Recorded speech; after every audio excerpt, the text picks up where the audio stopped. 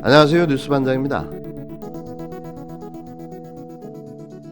4.7 보궐선거를 불과 2달도 채 남겨놓지 않은 상황.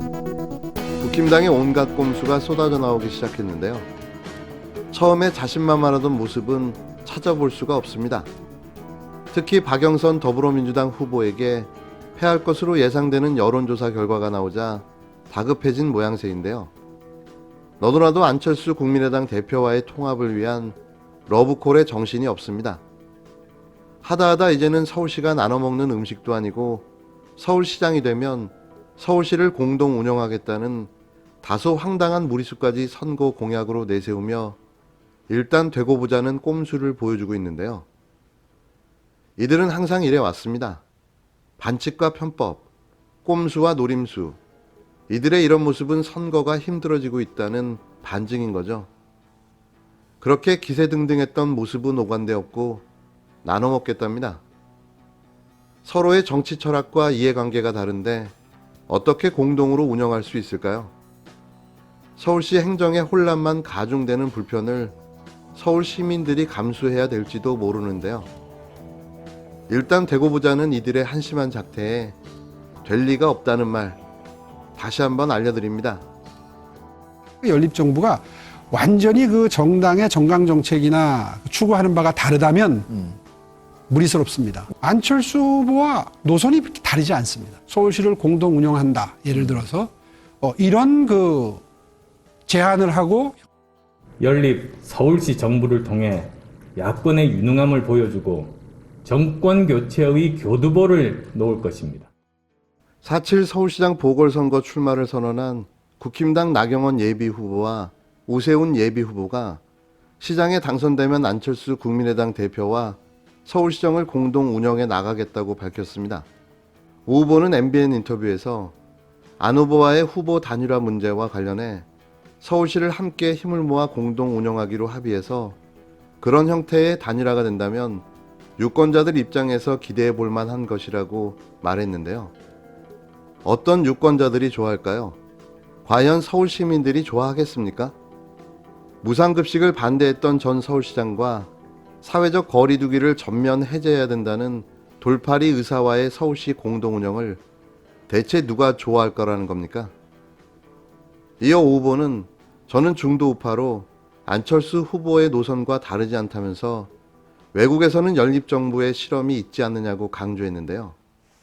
이에 대해 같은 당 나 후보도 페이스북에 성공적인 단일화로 선거에 승리하면 서울시 공동운영은 당연히 실천해야 할 기본 과제라고 한 목소리를 냈습니다.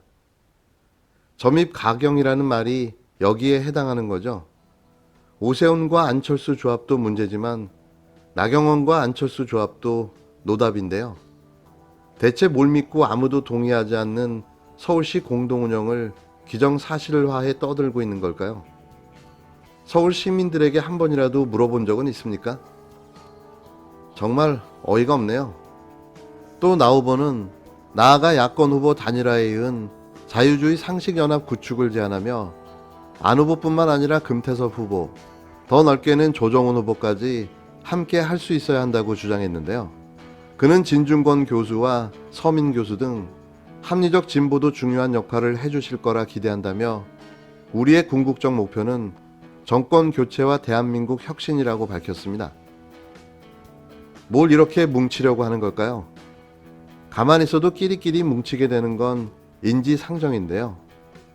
자유주의 상식연합이요? 이건 또 다른 태극기 부대가 만들어지는 걸로 보여집니다. 보궐선거 이후 야권 정계 개편을 주장한 나 후보는 안 후보가 제안한 범야권 연립정부 서울시, 어제 김종인 위원장이 강조한 숙명으로서의 단일화, 오늘 오 후보의 서울시 공동운영까지 모두 동일한 취지에서 비롯된 것으로 생각한다며 이 모든 것을 아우르는 개념이 바로 제가 말씀드린 자유주의 상식연합으로 야권 후보 단일화는 가장 의미 있는 첫 단추가 될 것이라고 말했습니다. 우리는 이런 걸 변변상종이라고 말하는데요. 끼리끼리 뭉친다는 뜻이죠. 그렇게 뭉쳐봤자 변입니다. 하지만 아직도 후보 단일화 문제가 여전히 골칫거리로 남아있는 상황에서 공동 운영은 꿈 같은 이야기일 뿐인 거죠. 야권 후보 적합도나 또는 야권 후보 경쟁력 면에서 가장 앞서가는 제가 포함되어 있는 리그니까 A리그라고 말씀드립니다. 조직화돼 있기 때문에 여론조사 결과를 왜곡시킬 수 있다. 그런 우려들이 있기 때문에 지난 4.15 총선 때 후보자 등록을 하면서 재산을 축소 신고한 혐의로 재판에 넘겨진 김홍걸 무소속 의원의 1심 선고가 이번 주 내려집니다. 14일 법원에 따르면 서울중앙지법 형사합의 21부 김미리 부장판사는 오는 16일 오전 10시 50분 공직선거법 위반 혐의로 기소된 김 의원의 선고 공판을 진행하는데요.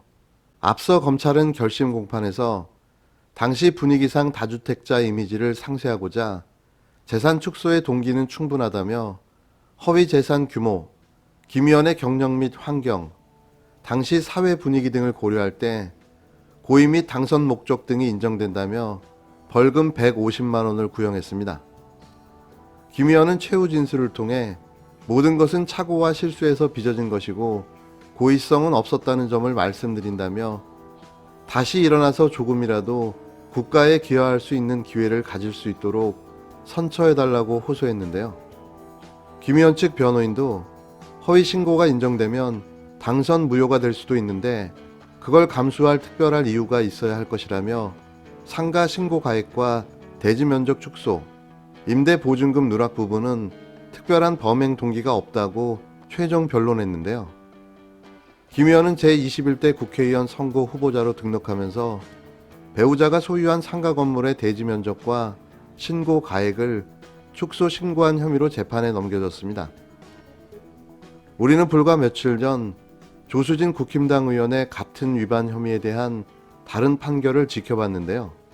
그는 무려 11억 원이라는 거액의 재산을 4.15 총선 당시 고의로 신고 누락한 혐의로 재판에 넘겨져 벌금 80만 원을 선고받았습니다.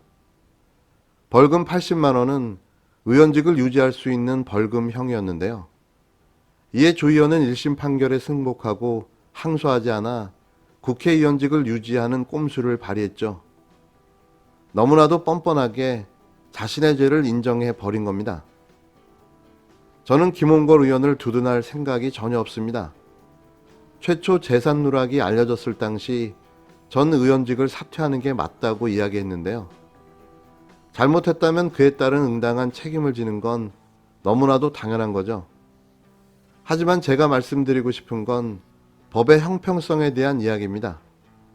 같은 범죄의 다른 잣대를 들이댈 수 있냐는 거죠.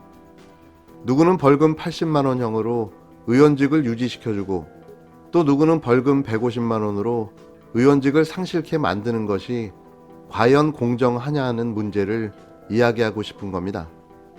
피의자의 정치 성향과 소속 정당이 형벌의 경중을 판단하는 기준이 된다면 그건 공정한 게 아닌데요. 같은 범죄에 같은 잣대가 필요하다는 거죠. 그래서 저는 끝까지 지켜보겠습니다.